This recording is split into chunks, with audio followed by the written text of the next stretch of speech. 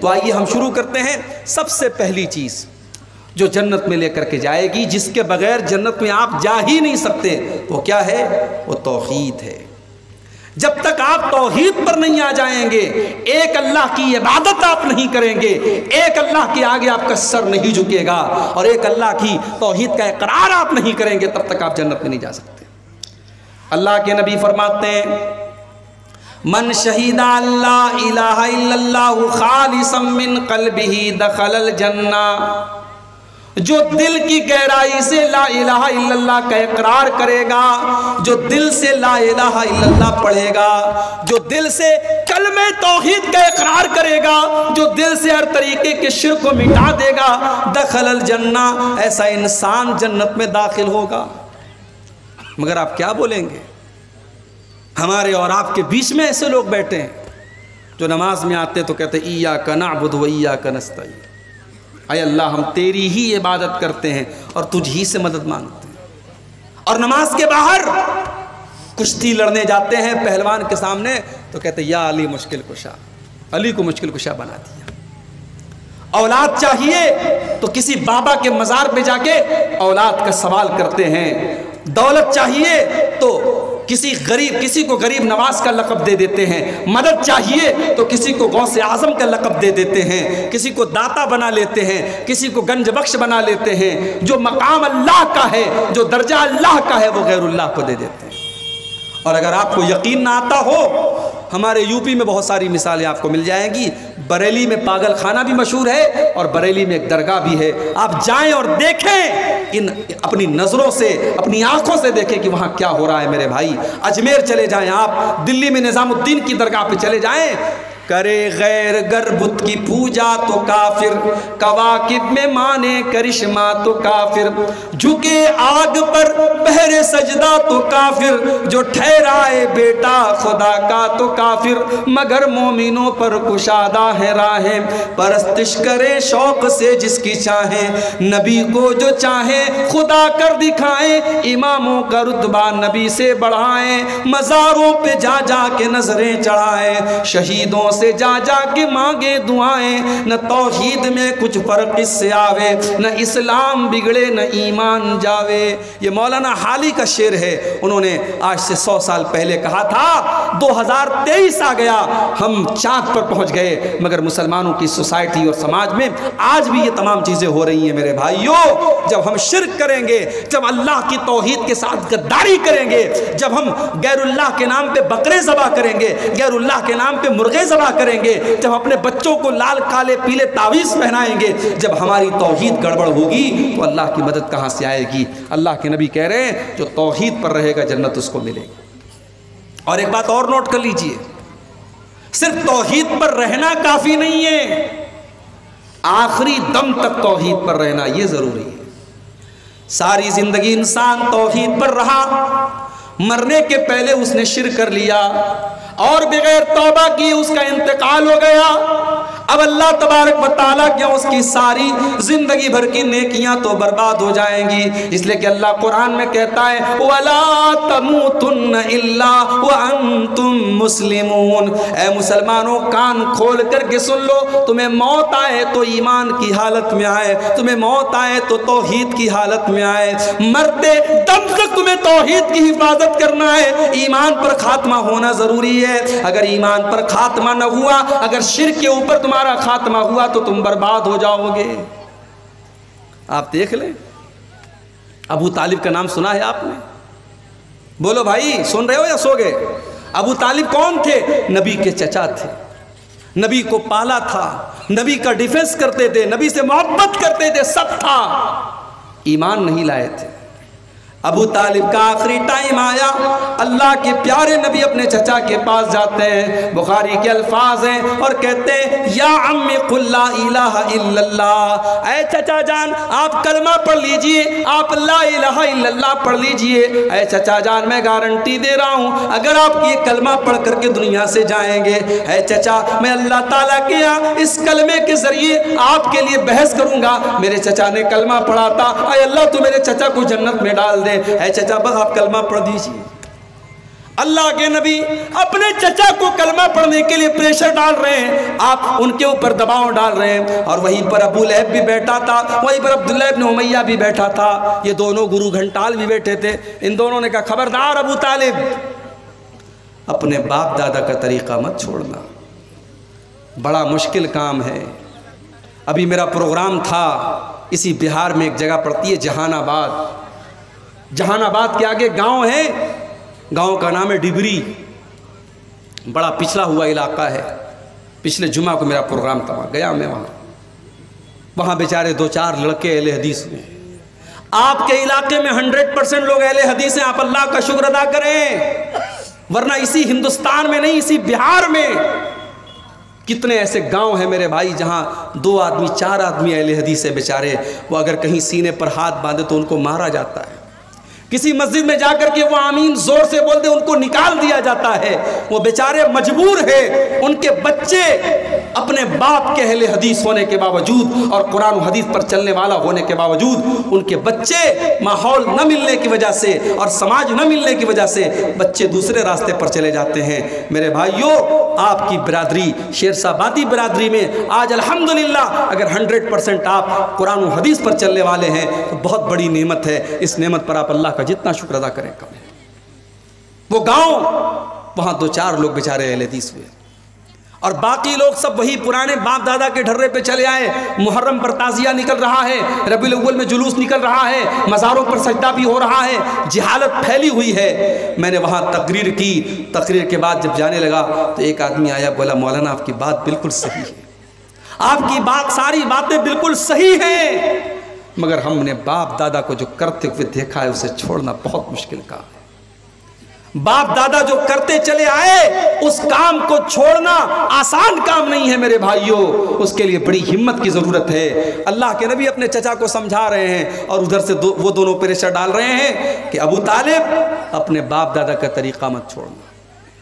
بخاری کے الفاظ ہیں، ابو طالب کا انتقال ہو گیا، ابو طالب کو موت آ گئی اور آخری ٹائم ابو طالب کی زبان پر یہی لفظ تھا، علی ملت عبد المطلب، میں اپنے باپ عبد المطلب کے مذہب پر دنیا سے جا رہا ہوں۔ ابو طالب کلمہ نہیں پڑھ پائے، ابو طالب توحید کو قبول نہیں کر پائے، نتیجہ کیا نکلا؟ اللہ کے نبی فرماتے ہیں میرے چچا ابو طالب کو بھی جہنم میں ڈالا جائے گا۔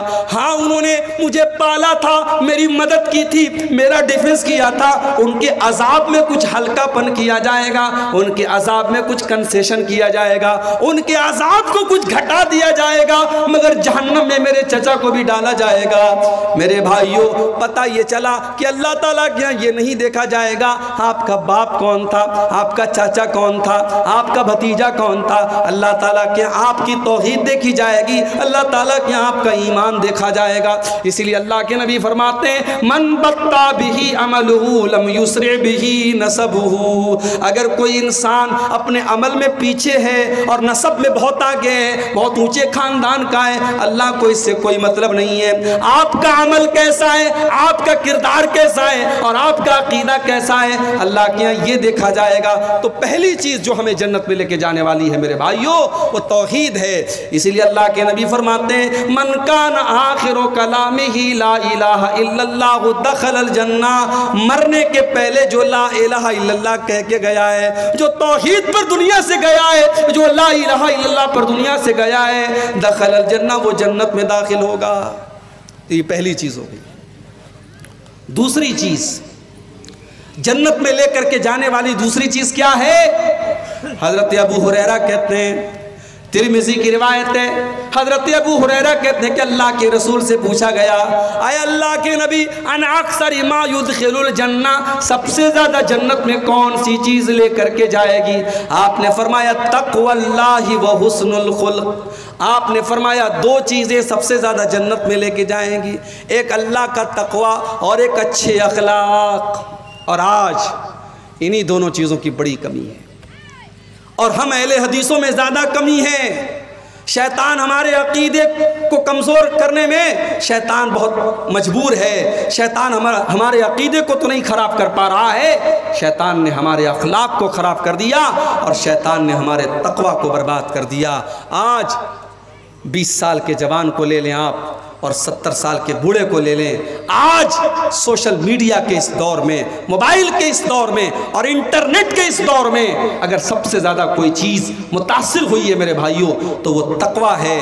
آج فیس بک پر آپ ماشاءاللہ دینداری کی باتیں کرتے ہیں، اچھی باتیں کرتے ہیں. آپ فیس بک پر آپ کوئی گندی باتیں نہیں شیئر کرتے ہیں، مگر آپ جب فیس بک چلانے لگتے ہیں، فیس بک پر وہ جو ویڈیوز آتے ہیں چھوٹے چھوٹے ریلز جن کو کہا جاتا ہے، اب ریل آئی، اب آپ دیکھنے لگے، اس میں گانا بجانا بھی آنے لگا، اس میں سیریل بھی آنے لگا، اس میں بےہودہ باتیں بھی آنے لگی. عالم بھی دیکھ رہا ہے، جاہل بھی دیکھ رہا ہے، 20 سال کا نوجوان بھی دیکھ رہا ہے، 70 سال کا بوڑھا بھی دیکھ رہا ہے. میرے بھائیوں، آج اگر سب سے زیادہ کسی چیز کی کمی ہے تو اللہ کے تقویٰ کی کمی ہے اور اللہ کے ڈر کی کمی ہے. آج اللہ کے نبی کی یہ حدیث ہمیں بتا رہی ہے، یہ 2 چیزیں اپنے اندر ہم پیدا کر لیں، بہترین اخلاق اپنے اندر پیدا کر لیں اور تقویٰ پیدا کر لیں. اخلاق کا معاملہ بھی ہمارا بہت کمزور ہے. ہمیں سے بہت سارے لوگ ماشاءاللہ نمازی ہیں، چہرے پر داڑھی ہے، بہت دنیا کے اعتبار سے پرہیزگار ہیں، مگر جب بولتے ہیں، جب بات کرتے ہیں تو ایسا لگتا ہے جیسے پتھر مار رہے ہیں. نہ بات کرنے کی تمیز ہے، نہ بولنے کی تمیز ہے، نہ ان کی بیوی کے ساتھ ان کا کردار اچھا ہے، نہ ماں کے ساتھ سلوک اچھا ہے، نہ باپ کے ساتھ سلوک اچھا ہے. وہ سمجھتے ہیں بس 5 ٹائم کے نمازی ہم بہت بڑے متقی ہو گئے. نہیں میرے بھائی، آپ کا اخلاق کیسا ہے، آپ کا ویوہار کیسا ہے، ماں کے لیے آپ کیسے ہیں، باپ کے لیے آپ کیسے ہیں، اولاد کے لیے کیسے ہیں، بھائیوں کے لیے کیسے ہیں، پڑوسیوں کے لیے کیسے ہیں. اللہ کے نبی فرماتے ہیں کہ قیامت کے دن اللہ کے ہاں ترازو کے اوپر، میزان کے اوپر سب سے بھاری اگر کوئی چیز ہوگی تو انسان کے بہترین اخلاق ہوں گے. اخلاق سے قیمتی اور اخلاق سے وزندار کوئی چیز نہیں ہوگی. اسی لیے اللہ کے نبی سے جب پوچھا گیا کہ 2 چیزیں جو سب سے زیادہ جنت میں لے کے جانے والی وہ کیا ہیں، تو آپ نے فرمایا تقوی اللہ و حسن الخلق، ایک اللہ تعالیٰ کا ڈر اور دوسری چیز بہترین اخلاق. پھر پوچھا گیا اللہ کے نبی سب سے زیادہ جہنم میں لے کر کے جانے والی کون سی چیز ہے، سب سے زیادہ لوگ جہنم میں کیوں جائیں گے؟ آپ نے فرمایا الفم والفرج، ایک زبان کی وجہ سے بہت زیادہ جہنم میں جائیں گے.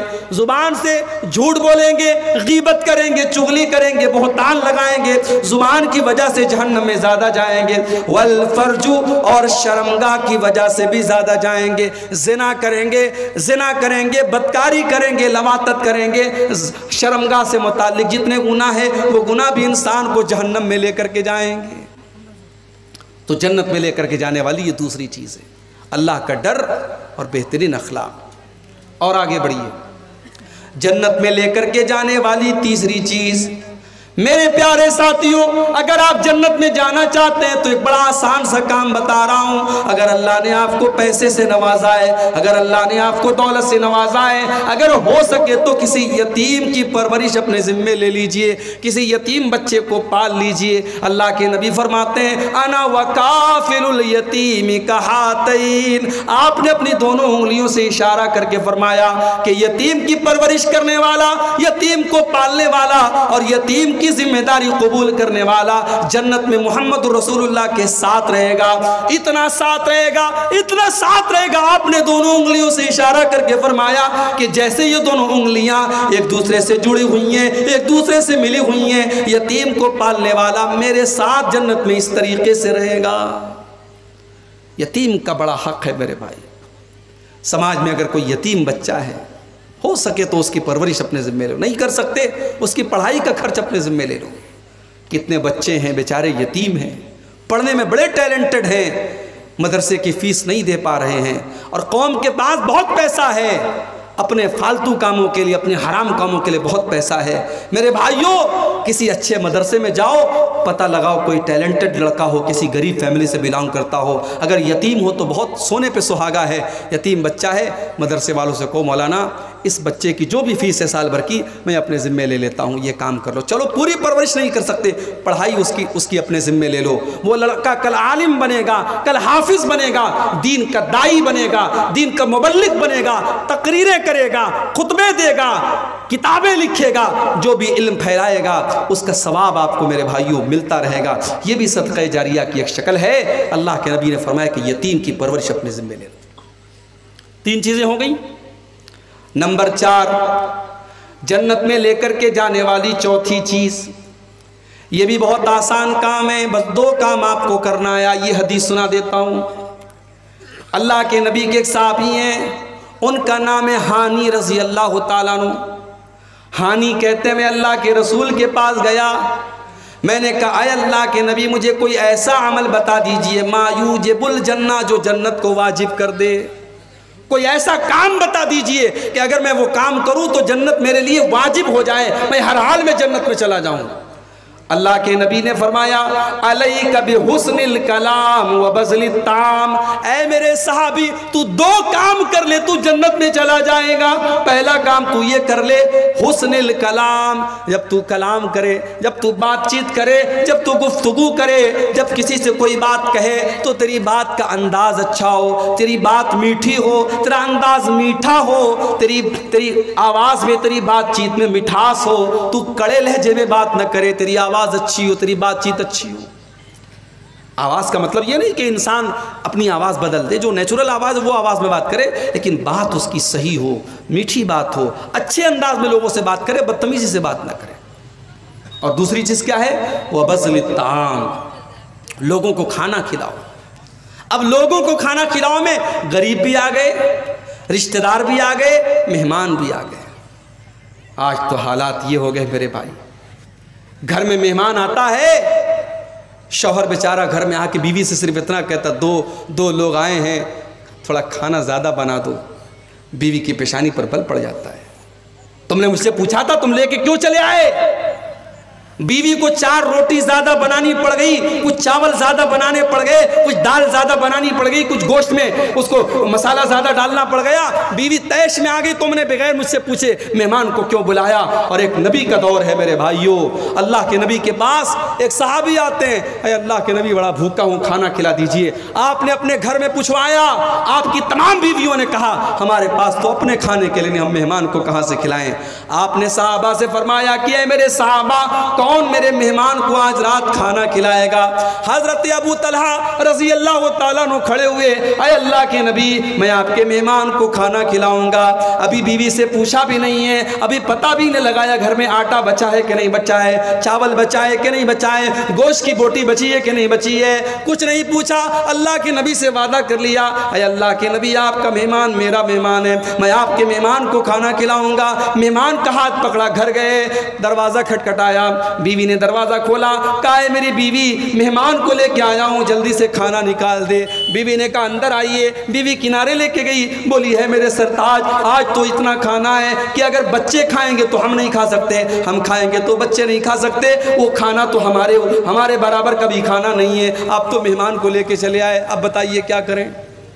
کہا ایک کام کرو بچوں کو سلا دو، بچوں کو سلا دو اور میں مہمان کو گھر میں لے کے آتا ہوں، کھانا پلیٹ میں لے آؤ اور میرے سامنے بھی خالی پلیٹ رہے گا، اور جیسے ہی کھانے کا ٹائم آئے گا چراغ کی بتی بجھا دینا، مہمان کو ایسا لگے گا میں بھی کھانا کھا رہا ہوں، مہمان کا پیٹ بھر جائے، ہم دونوں میاں بیوی بعد میں کبھی کھا لیں گے، بھوکے رہ لیں گے، کوئی مسئلہ نہیں۔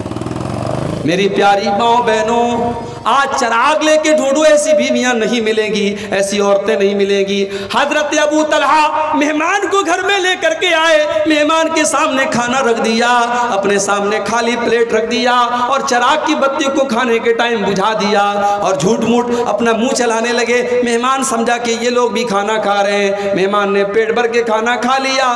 صبح ہوئی، ابو طلحہ اللہ کے نبی کے پاس آتے ہیں، اللہ کے نبی کہتے ہیں اے ابو طلحہ، تم نے اور تمہاری بیوی نے جو کام کیا ہے مجھے اللہ تعالیٰ نے وہ کام بتا دیا ہے، اور اللہ تعالیٰ تم دونوں میاں بیوی کے اس عمل سے بہت خوش ہوا ہے۔ وہ لوگوں، صحابہ کے دور میں اتنی دولت تو نہیں تھی، اتنے بڑے بڑے مکانات تو نہیں تھے، ان کے پاس بڑی بڑی گاڑیاں تو نہیں تھی، مگر صحابہ کے دل بہت بڑے تھے۔ وہ لوگوں اپنے دل کو تھوڑا بڑا کر دو، اگر تمہارے کچھ رشتہ دار آ کر کے تمہارے گھر میں کھانا کھا لیں، کچھ مہمان تمہارے گھر میں آ کے کھانا کھا لیں، اس میں کوئی حرج کی بات نہیں ہے۔ اللہ کے نبی فرماتے ہیں یہ 2 کام جنت میں لے کر کے جانے والا ہے، علیکا بحسن الکلام وبذل الطعام، اپنی گفتگو کو اچھا کر لو اور کھانا کھلایا کرو، یہ 2 کام ایسا ہے جس کی وجہ سے تم کو جنت ملے گی۔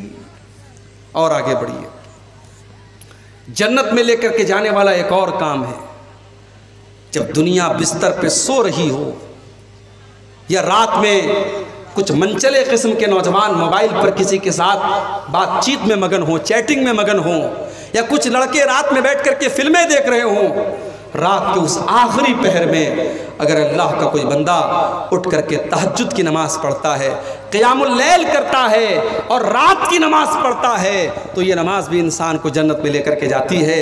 اللہ نے ایسے لوگوں کا تذکرہ کرتے ہوئے سورہ سجدہ کے اندر فرمایا تتجافا جنوبهم عن المضاجع يدعون ربهم خوفا وطمعا، میرے نیک بندے تو وہ ہیں، میرے متقی بندے تو وہ ہیں، میرے ڈرنے والے اللہ سے ڈرنے والے بندے تو وہ ہیں۔ جب رات میں دنیا والے آرام سے بستروں پر سوتے رہتے ہیں، وہ بستروں سے الگ ہو کر اللہ کی بارگاہ میں کھڑے ہو کر کے، لیٹ کر کے اللہ کی بارگاہ میں سجدے کر کر کے اللہ کو یاد کیا کرتے ہیں۔ وَمِمَّا رَزَقْنَاهُمْ يُنْفِقُونَ، اور ہم نے جو روزی دی اس میں سے وہ خرچ بھی کرتے ہیں۔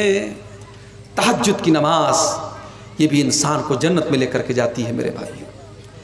اسی لیے اللہ کے رسول جب مدینہ پہنچے، آپ نے مدینہ پہنچنے کے بعد سب سے پہلا پیغام جو لوگوں کو دیا تھا وہ کیا دیا تھا؟ ایھا الناس افشوا السلام واطعموا الطعام وصلوا الارحام وصلوا باللیل والناس نیام تدخلوا الجنۃ بسلام۔ او لوگو، چار کام کر لو تم جنت میں چلے جاؤ گے۔ افشوا السلام، سلام کو پھیلاؤ، سلام کو بڑھاؤ، سلام کو پھیلاؤ، زیادہ سے زیادہ ایک دوسرے کو سلام کیا کرو، سلام پھیلاؤ۔ اور دوسرا کام واطعموا الطعام، کھانا کھلایا کرو، مہمان کو، غریبوں کو، رشتہ داروں کو خوب کھانا کھلایا کرو۔ وصلوا الارحام، اور رشتوں کو جوڑا کرو۔ وصلوا باللیل والناس نیام، اور جب راتوں میں لوگ بستر پہ سو رہے ہوں اس ٹائم تہجد کی نماز پڑھا کرو، اس ٹائم قیام اللیل کیا کرو۔ اور لوگوں اتنا کام اگر تم کر لو گے تدخلوا الجنۃ بسلام، تو بڑے آرام سے جنت میں چلے جاؤ گے۔ جنت میں لے کر کے جانے والا ایک اور کام ہے۔ 5 ٹائم کی نماز فرض ہے، 5 ٹائم کی پڑھنا ہے، مگر 2 نمازیں اس میں خاص طور سے ایسی ہیں جو عام طور سے ہماری اور آپ کی چھوٹ جاتی ہے۔ ایک ہے فجر کی نماز جو رات میں ہم سوتے ہیں تو چھوٹ جاتی ہے، اور دوسری عصر کی نماز دوپہر میں آرام کرتے تو چھوٹ جاتی ہے۔ ان 2 نمازوں کو جو پابندی سے پڑھے گا، من صلی البردین دخل الجنہ، اللہ کے نبی فرماتے ہیں 2 ایسی نمازیں ہیں جو ٹھنڈے ٹائم میں پڑھی جاتی ہیں، ایک فجر کی نماز، ایک عصر کی نماز۔ یہ 2 ٹھنڈی نمازوں کو جو پابندی سے پڑھے گا، اس کا مطلب یہ نہیں کہ باقی 3 کو چھوڑ دے گا، چونکہ یہ دونوں نمازیں زیادہ اہم ہیں اور زیادہ عام طور سے ان دونوں نمازوں میں غفلت ہوتی ہے، اس لیے اللہ کے نبی فرماتے ہیں ان 2 نمازوں کو جو پابندی سے پڑھے گا وہ جنت میں جائے گا۔ ابھی 2 دن پہلے میں سفر میں تھا، موبائل میرا ڈسچارج ہو گیا، اور آپ لوگ تو سمجھتے ہیں کہ مولانا صاحب تو فلائٹ سے آتے ہوں گے، فلائٹ سے جاتے ہوں گے، اے سی سے آتے ہوں گے، اے سی سے جاتے ہوں گے۔ کبھی کبھی مولانا صاحب لوگوں کو بھی کیسا کیسا سفر کرنا پڑتا ہے ہم آپ کو بتا نہیں سکتے۔ 2 دن پہلے میں کلکتہ سے بردمان سے گھر جا رہا تھا، بنارس جا رہا تھا، اور اتفاق دیکھیے ٹرین کا ٹکٹ میں نے بنایا تھا، اے سی کا ٹکٹ بنایا تھا، لیکن چونکہ ابھی ہمارے غیر مسلم بھائیوں کے تہوار کا سیزن چل رہا ہے، ٹرینوں میں بہت رش چل رہا ہے، ٹکٹ میرا کنفرم نہیں ہوا، ٹکٹ کنفرم نہیں ہوا۔ اب صاحب سسٹم آپ جانتے ہیں، اگر آن لائن ٹکٹ بنایا ہے آپ نے اور ٹکٹ کنفرم نہیں ہوا تو اس کا مطلب کہ آپ کا وہ ٹکٹ کینسل ہو جائے گا اور اب آپ وداؤٹ ٹکٹ ہو گئے۔ اب مجھے جانا بھی ضروری تھا، میرا بہت ضروری کام تھا بنارس میں۔ میں نے سوچا چلو بھائی ٹی ٹی سے بات کرتا ہوں۔ میں نے جنرل ٹکٹ خریدا، ٹی ٹی سے ملا، میں نے کہا ٹی ٹی صاحب مجھے بنارس مغل سرائے تک جانا ہے، کوئی سیٹ آپ مجھے اے سی 3rd کلاس میں، اے سی 2nd میں، اے سی 1st کلاس میں، جتنا بھی پیسہ لگے میں دینے کے لیے تیار ہوں۔ ٹی ٹی نے کہا بھائی صاحب کہیں کوئی جگہ نہیں، پوری ٹرین فل ہے، میں آپ کو کہیں کوئی سیٹ نہیں دے سکتا۔ ٹرین کے اندر اے سی ڈبے کے اندر سیٹ خالی تھی، میں بیٹھا، ٹی ٹی نے باہر کر دیا، نہیں آپ اندر نہیں بیٹھ سکتے، آپ کے پاس ٹکٹ نہیں ہے، یہ ساری سیٹیں ریزرو ہیں، آپ اندر نہیں بیٹھ سکتے۔ ٹرین کے باہر جو دروازے کے پاس جہاں بیسن لگا ہوتا ہے اور جہاں لیٹرین کے دروازے ہوتے ہیں، پوری رات میں نے وہیں پر بیٹھ کر کے پوری رات گزاری میرے بھائی۔ اور موبائل میں میری اتفاق سے چارجنگ بھی نہیں تھی، موبائل بھی ڈسچارج تھا، میں کسی سے کوئی بات بھی نہیں کر سکتا تھا، تو وہ رات میرے لیے بڑی بھاری گزری۔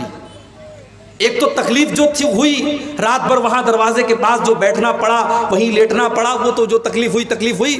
موبائل آج ہماری ضرورت بنا ہے، اگر موبائل سوئچ آف ہے، موبائل بند ہے تو انسان ایسا لگتا ہے کہ صاحب اس دنیا میں بالکل یتیم ہو گیا ہے۔ اتنا تعلق ہو گیا ہمارا موبائل سے، اتنا جڑاؤ، اتنا کنیکشن ہو گیا ہمارا موبائل سے۔ میرے پیارے نوجوان ساتھیوں، آج 1 گھنٹہ بھی اگر آپ کا موبائل ڈسچارج ہو جائے تو آپ بے چین ہو جاتے ہیں۔ نہ جانے کس کی کال آئی ہوگی، نہ جانے کس کا میسج آیا ہوگا، اور 1 گھنٹہ بھی آپ موبائل کے بغیر نہیں رہ سکتے ہیں۔ لیکن 24 گھنٹے میں 5 مرتبہ جو اللہ تعالیٰ کے ساتھ آپ کا کمیونیکیشن ہوتا ہے، جو اللہ تعالیٰ کے ساتھ آپ کی بات چیت ہوتی ہے، جو آپ اللہ تعالیٰ کی بارگاہ میں کھڑے ہو کر کے اللہ سے بات چیت کرتے ہیں، ہماری 5 ٹائم کی نمازیں چھوٹ جاتی ہیں اور ہمیں کوئی فرق نہیں پڑتا ہے۔ ہمارے کانوں پر کوئی جو نہیں رینگتی ہے، ہمارے اوپر کوئی فرق نہیں پڑتا ہے۔ میرے پیارے ساتھیوں، اللہ کے نبی فرماتے ہیں جس کی عصر کی نماز چھوٹ جائے فَكَأَنَّمَا وُتِرَ أَهْلُهُ وَمَالُهُ، وہ اتنے بڑے نقصان میں پڑ گیا، سمجھو اس کے اہل و عیال خطرے میں چلے گئے، اس کا مال خطرے میں چلا گیا، سمجھو اس کا بہت بڑا نقصان ہو گیا جس کی عصر کی نماز چلی گئی۔ اتنی اہمیت ہے عصر کی نماز کی۔ میرے پیارے ساتھیوں، نماز کی پابندی کرو، اور خاص طور سے فجر اور عصر کی نماز کی پابندی کرو۔ یہ 2 نمازیں ہمیں جنت میں لے کر کے جائیں گی۔ اور آگے بڑھیے، جنت میں لے کر کے جانے والا ایک اور کام، بہت آسان کام، بہت سمپل کام، کچھ نہیں کرنا ہے آپ کو۔ ہر فرض نماز کے بعد آیت الکرسی کو پابندی سے پڑھا کیجئے۔ اللہ کے نبی فرماتے ہیں من قرأ آیت الکرسی دبر کل صلاۃ، ہر فرض نماز کے بعد جو پابندی سے آیت الکرسی پڑھتا ہے لا یمنعہ من دخول الجنت الا ان یموت، اس کو جنت میں جانے سے کوئی چیز روک نہیں سکتی ہے۔ جیسے ہی اس کی موت ہو جائے گی، جب تک وہ زندہ ہے تب تک وہ جنت میں نہیں جا سکتا ہے، مرنے کے بعد اس کی جنت پکی ہے۔ جو ہر فرض نماز کے بعد پابندی سے آیت الکرسی پڑھتا ہے، آیت الکرسی چھوٹے چھوٹے بچوں کو بھی یاد ہوتی ہے، آپ یاد کر لیں میرے بھائی، اور کوشش کریں ہر فرض نماز کے بعد آیت الکرسی کو ضرور پڑھیں۔ اور صرف فرض نماز کے بعد نہیں، رات میں بستر پہ سونے جب جائیں تب بھی آیت الکرسی پڑھ کے سویا کریں۔ اللہ کے پیارے نبی فرماتے ہیں جو انسان رات میں سونے کے ٹائم آیت الکرسی پڑھ کے سوتا ہے، رات بھر اللہ کی طرف سے ایک فرشتہ اس کی حفاظت کرتا ہے اور کوئی شیطان اس کے قریب نہیں آ سکتا۔ اس لیے آیت الکرسی کو اپنی زندگی کا ایک پارٹ بنا لے، ایک حصہ بنا لے، اور ہر فرض نماز کے بعد بھی آیت الکرسی پڑھا کریں، اور رات کو بھی آیت الکرسی پڑھا کریں۔ اور آگے بڑھیے، جنت میں لے کر کے جانے والی ایک اور چیز، اگر آپ جنت میں جانا چاہتے ہیں اور کسی سے آپ کا جھگڑا چل رہا ہے، آپ کا کیس چل رہا ہے، اور آپ کو پتا ہے کہ آپ صحیح ہے، سامنے والا غلط ہے، لیکن اگر آپ کو جنت میں جانا ہے تو چھوٹی سی قربانی آپ کو دینی پڑے گی۔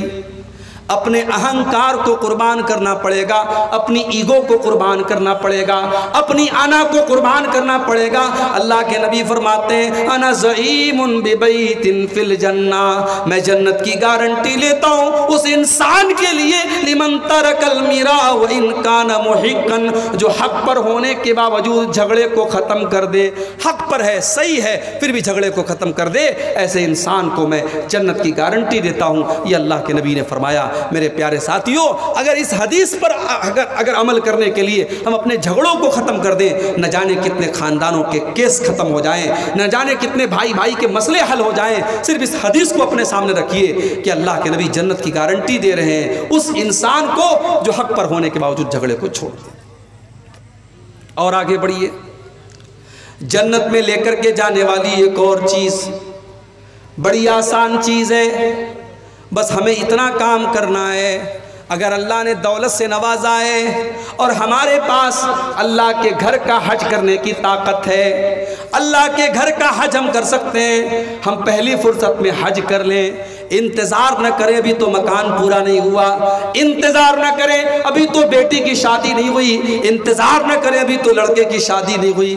معاف کرنا میرے بھائی، لڑکے کی شادی، لڑکی کی شادی اور مکان کا بنوانا یہ حج کے لیے کوئی شرط نہیں ہے۔ اگر آج آپ کے پاس اتنی دولت ہے کہ آپ حج کر سکتے ہیں تو پہلی فرصت میں آپ حج کر لیجئے، اس سے پہلے کہ آپ بیمار ہو جائیں، اس کے پہلے کہ آپ کی دولت ختم ہو جائے، اس کے پہلے کہ آپ حج کا وہ کام نہ کر سکیں۔ بہت ساری مثالیں، بہت ساری مثالیں ہیں۔ خود میرے اپنے گھر میں میری والدہ محترمہ کی بڑی خواہش تھی حج کرنے کی، فارم بھی بھرا گیا ان کا، لیکن قسمت میں نہیں تھا، مقدر میں نہیں تھا۔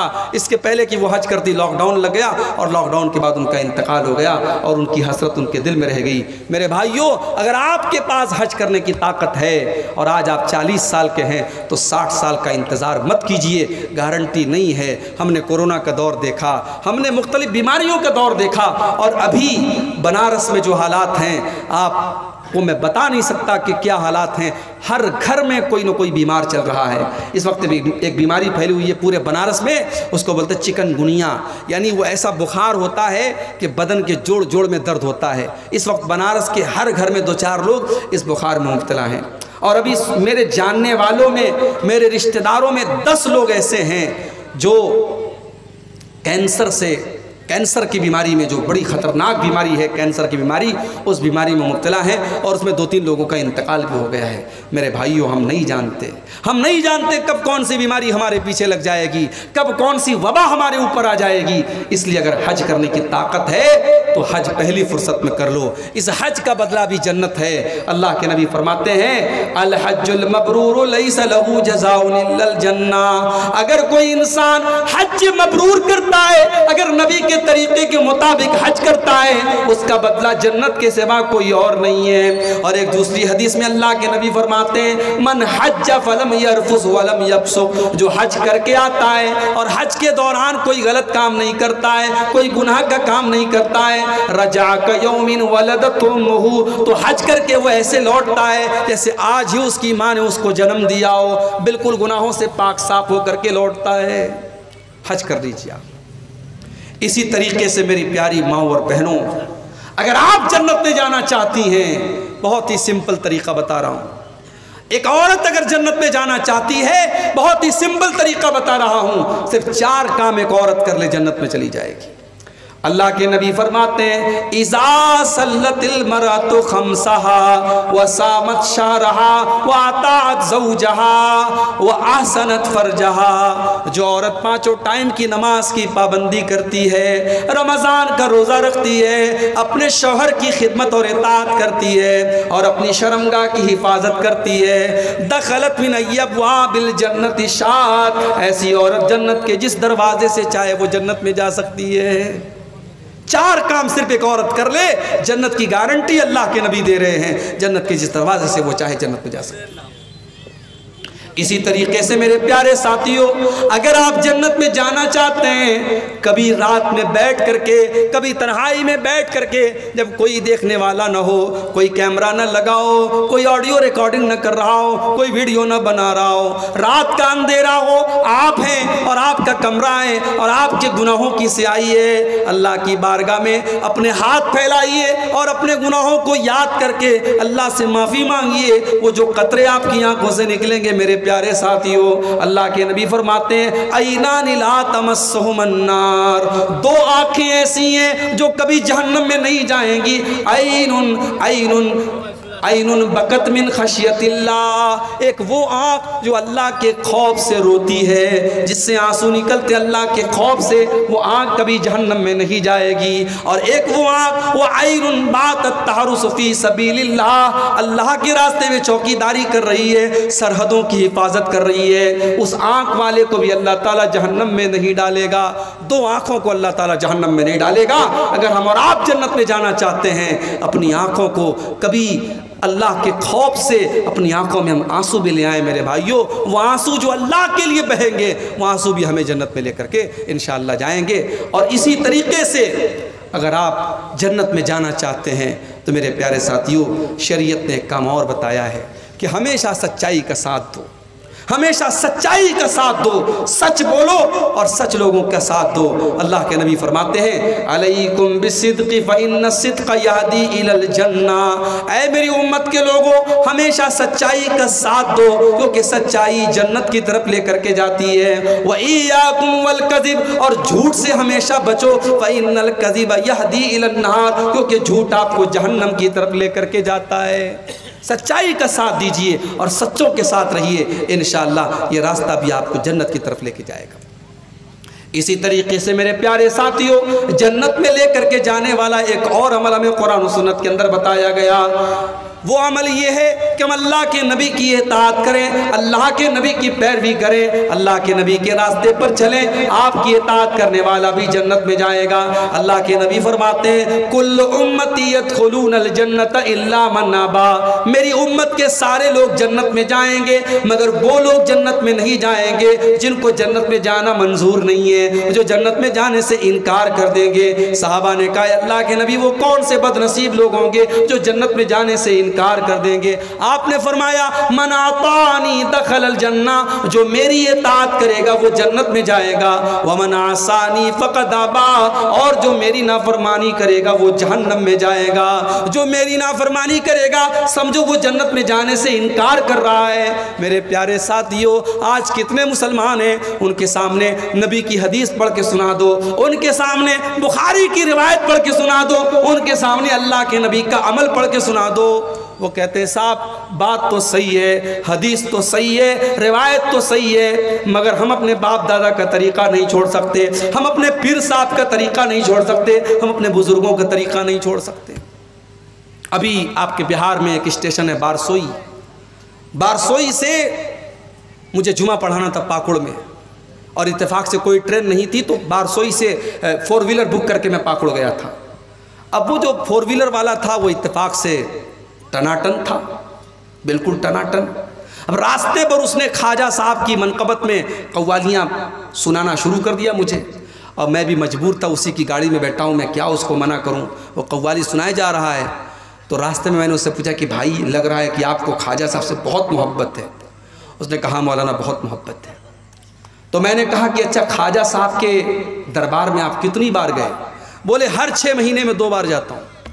میں نے کہا اچھا حج کتنی بار آپ نے؟ کہا آج تک حج نہیں کیا، آج تک عمرہ نہیں کیا، لیکن خواجہ صاحب کے یہاں 6 مہینے میں 2 بار جاتا ہوں۔ تو میں نے کہا ایک کام کر یار، تو اجمیر میں اپنا گھر بنوا لے، وہیں رہ کر خواجہ صاحب کے بغل میں۔ کہا نہیں، دور رہیں گے تو محبت زیادہ رہے گی، خواجہ صاحب بلاتے اس لیے ہم خواجہ صاحب کے پاس جاتے ہیں۔ آج کتنے مسلمان ہیں جن کے دلوں میں غیر اللہ کی محبت بھری ہوئی ہے میرے بھائی۔ جب اس کا نام غلام مصطفیٰ تھا، بارسوئی کا رہنے والا وہ انسان، وہ ڈرائیور کہہ لیجئے، اس گاڑی کا مالک بھی وہی تھا۔ جب میں نے اس کو تھوڑی دیر سمجھایا تو اس نے کہا مولانا آپ اپنا نمبر دے دیجئے، ہم جلسہ کرائے گا تو آپ کو بلائے گا۔ ہم کہا آپ ہم کو کبھی نہیں بلائے گا، آپ جب ہم کو بلائیں گے تو آپ کے علاقے کے لوگ تیار ہی نہیں ہوں گے، جب ان کو پتہ لگے گا کہ یہ تو سلفی مولوی ہے۔ کہا بات تو آپ صحیح بولتے ہیں، ہمارے گاؤں والے تو سب ٹناٹن لوگ ہیں، سب سنی لوگ ہیں، وہ تو نہیں بلائیں گے۔ کہا مولانا آپ کی بات تو صحیح ہے مگر ہمارے باپ دادا کا جو طریقہ تھا ہم وہ طریقہ نہیں چھوڑ سکتے، یہ باپ دادا کا طریقہ ہم نہیں چھوڑ سکتے۔ میں نبی کی حدیثیں سنا رہا ہوں لیکن وہ کہہ رہا ہے کہ میں باپ دادا کا طریقہ نہیں چھوڑ سکتا۔ میرے بھائیوں، ایک مومن کا شیوا کیا ہونا چاہیے؟ اللہ تعالیٰ قرآن میں کہتا ہے انما کان قول المؤمنین اذا دعوا الی اللہ ورسولہ اذا دعوا الی اللہ ورسولہ لیحکم بینہم ان یقولوا سمعنا واطعنا۔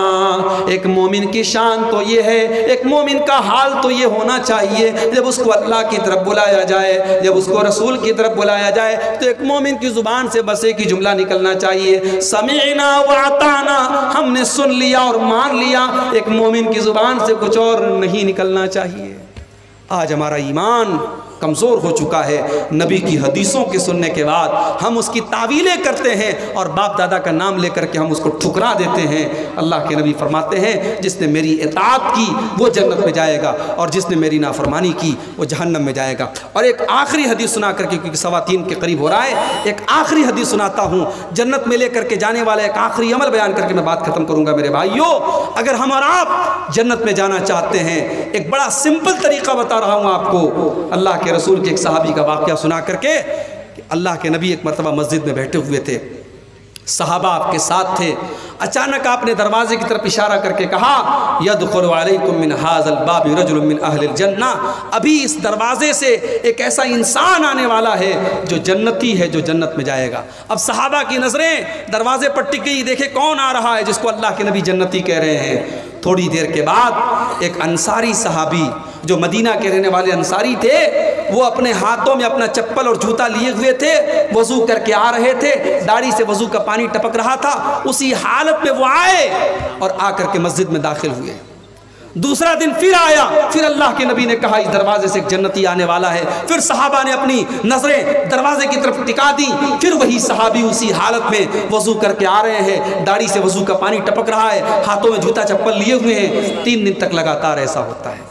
جب 3 دن تک لگاتار ایسا ہوتا ہے تو تیسرے دن ایک صحابی جن کا نام عبداللہ بن عمرو بن عاص تھا، انہوں نے کہا کہ میں نے دل میں سوچ لیا کہ اب میں پتہ لگا کے رہوں گا کہ یہ صحابی، یہ انصاری صحابی ایسا کون سا عمل کرتے ہیں کہ اللہ کے نبی 3 دن تک لگاتار ان کو جنتی کہہ رہے ہیں.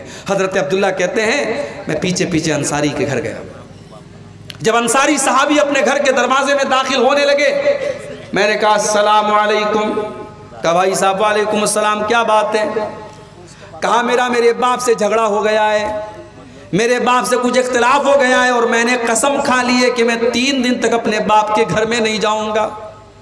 اے میرے بھائی، میں 3 دن تک آپ کے گھر میں مہمان بن کر کے رہنا چاہتا ہوں، کہ آپ تیار ہیں؟ انصاری صحابی نے کہا کوئی بات نہیں، آپ 3 دن تک میرے گھر میں رہ سکتے ہیں. دیکھیں پھر وہی بات آئی. صحابہ کا دل بہت بڑا تھا. صحابی نے ایک بار بھی اپنی بیوی سے مشورہ نہیں کیا، اپنے گھر پتہ لگانے نہیں کہ کھانا ہے کہ نہیں، پانی ہے کہ نہیں. کہا ٹھیک ہے، آپ 3 دن تک میرے گھر میں مہمان بن کے رہ سکتے ہیں. اب حضرت عبداللہ بن عمرو کہتے ہیں میرا مقصد یہ تھا کہ میں دیکھوں کہ وہ انصاری صحابی ایسا کون سا عمل کرتے ہیں کہ اللہ کے نبی ان کو 3 دن تک لگاتار جنتی کہہ رہے ہیں. حضرت عبداللہ کہتے ہیں میں 3 دن تک انصاری صحابی کے مکان میں رہا. ان کی ایک ایک حرکت پر میں نے نظر رکھی. مجھے کوئی خاص عمل ان کا نظر نہ آیا. جیسے ہم نماز پڑھتے تھے وہ بھی نماز پڑھتے تھے، جیسے ہم عبادت کرتے تھے وہ بھی کرتے تھے. وہ تو مزدوری کا کام کرتے تھے، محنت کا کام کرتے تھے. وہ جب رات میں آتے تھے تو تہجد کی نماز بھی نہیں پڑھتے تھے. رات میں جب بستر پہ سو جاتے تھے تو فجر میں اٹھا کرتے تھے. ہاں رات میں اگر نیند کھلتی تھی تو سبحان اللہ پڑھ لیا کرتے تھے، الحمدللہ پڑھ لیا کرتے تھے، اللہ اکبر پڑھ لیا کرتے تھے، اللہ کی تسبیح بیان کر لیا کرتے تھے. کہا کہ جب 3 دن گزر گیا، میں نے کہا ہے میرے انصاری بھائی، میں نے آپ سے بہانہ کیا تھا، نہ میرے باپ سے کوئی جھگڑا ہوا ہے، نہ میں نے کوئی قسم کھائی تھی. میں دراصل یہ دیکھنا چاہتا تھا، اللہ کے پیارے نبی نے 3 دن تک لگاتار آپ کو جنتی کہا تھا. میں دیکھنا چاہتا تھا ایسا کون سا عمل آپ کرتے ہیں کہ اللہ کے نبی نے آپ کو 3 دن تک لگاتار جنتی کہا ہے. میرے پیارے ساتھیوں، انصاری صحابی کا جواب سنو اور ذرا اپنے سینے پر ہاتھ رکھ کے سوچو کیا یہ چیز آج ہمارے اندر موجود ہے؟ انصاری صحابی نے کہا اے میرے پیارے بھائی، میں کوئی خاص عمل نہیں کرتا، کوئی ایسا عمل نہیں کرتا جو تم نے نہ دیکھا ہو، لیکن ہاں ایک چیز میرے اندر ہے، ہو سکتا ہے کہ اسی کی وجہ سے اللہ تعالیٰ نے مجھے یہ مقام دیا ہو. لا اجد فی قلبی غشا لأحد من المسلمین، میں اپنے دل میں کسی مسلمان بھائی کے لیے دھوکہ نہیں رکھتا، میں اپنے دل میں کسی مسلمان بھائی کے لیے دھوکہ دھڑی نہیں رکھتا، میں کسی کو دھوکہ نہیں دیتا. ولا احسد احدا علی نعمت انعمها اللہ، اور میں کسی کو اللہ تعالیٰ کوئی نعمت دیتا ہے تو میں حسد نہیں کرتا، میں جلن نہیں کرتا. میرے دل میں نہ حسد ہے، نہ کینہ ہے، نہ کپٹ ہے. ہو سکتا ہے اسی کی وجہ سے یہ مقام ملا ہو. حضرت عبداللہ نے کہا اسی کی وجہ سے تم کو یہ مقام ملا ہے. میرے پیارے ساتھیوں، جنت میں جانا ہے، اپنے دل کو کینوں سے پاک کرو، اپنے دل کو کپٹ سے پاک کرو، اپنے دل کو حسد سے پاک کرو. آج بھائی بھائی سے حسد کر رہا ہے، پڑوسی سے حسد کر رہا ہے، رشتہ دار سے حسد کر رہا ہے. کسی نے دولت زیادہ کما لی، اس کی دولت دیکھ کر کے حسد. کسی نے زیادہ نام کما لیا، اس کا نام دیکھ کر کے حسد. کسی نے اچھا مکان بنا لیا، اس کا مکان دیکھ کر کے حسد. میرے بھائی حسد مت کرو. اللہ تیرے مقدر میں جو ہے وہ تجھے مل کر کے رہے گا، اس کے مقدر میں جو ہے وہ اسے مل کر کے رہے گا. آپ کے حسد کرنے سے آپ کا نقصان ہے، اس کا کوئی نقصان نہیں ہے. میرے پیارے ساتھیوں، یہ چیز بھی اگر اپنے اندر ہم پیدا کر لیں، اپنے دل کو پاک اور صاف کر لیں، تو انشاءاللہ جنت میں لے کر کے جانے والی یہ چیز بھی ہے۔ میرے عزیز بھائیوں، میرے بزرگوں، آج ضرورت اس بات کی ہے، جنت میں لے کر کے جانے والے مختلف اعمال میں نے آپ کے سامنے بیان کیے۔ یہ اعمال صرف بیان کرنے کے لیے اور صرف مزہ لینے کے لیے نہیں ہیں، یہ چیزیں اپنے اندر ہم پیدا کریں۔ میں نے توحید بیان کی، ہم اپنی توحید کی حفاظت کریں۔ میں نے اپنی شرمگاہ کی حفاظت کی بات کہی، ہم اپنی شرمگاہ کی حفاظت کریں۔ میں نے زبان کی حفاظت کی بات کہی، ہم زبان کی حفاظت کریں۔ میں نے تقویٰ کی بات کہی، ہم تقویٰ اپنے اندر پیدا کریں۔ میں نے مہمانوں کو اور غریبوں کو کھانا کھلانے کی بات کہی، وہ جذبہ ہم اپنے اندر پیدا کریں۔ یہ جتنی باتیں بیان ہوئی ہیں ان پر عمل کرنے کی ضرورت ہے۔ میرے پیارے ساتھیوں، اللہ قرآن میں کہتا ہے وَمَنْ أَرَادَ الْآخِرَةَ وَسَعَى لَهَا سَعْيَهَا وَهُوَ مُؤْمِنٌ، کہ جو آخرت میں اپنا گھر بنانا چاہتا ہے اسے کوشش کرنی پڑے گی، اسے عمل کرنا پڑے گا۔ صرف آرزو کر لینے سے اور تمنا کر لینے سے اور چاہنے سے آپ کو جنت نہیں ملے گی۔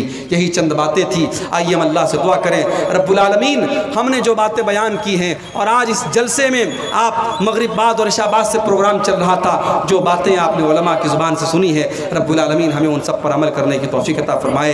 رب العالمین ہمیں سے جو بیمار ہیں ان کو شفائے کامل عاجل عطا فرمائے، جو روزی روٹی سے پریشان ہیں اللہ ان کے کاروبار میں برکت نصیب فرمائے۔